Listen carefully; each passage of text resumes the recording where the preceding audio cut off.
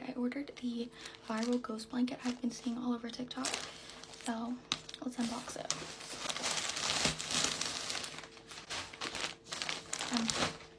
I'm so excited. I got it in black. There was black and pink, and I had a rough time deciding, but I ended up picking the black. That's nice. It's so nice and soft. Let's see. And the other side is the inverted version of it, so it's black and white both ways. Ooh, silica bag. How cute is it? I love this. Okay, let me stand up so you can see how tall it is. Okay, I have pants on, I promise. For reference, I am a 5'3", so let's see how far back I can go. And you can see the top bang on the bottom. Yeah, I'd say it's probably like 5 foot-ish. Oh, look how cute it is.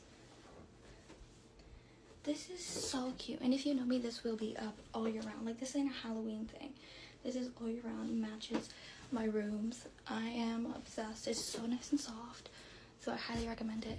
There is my sleeping dog.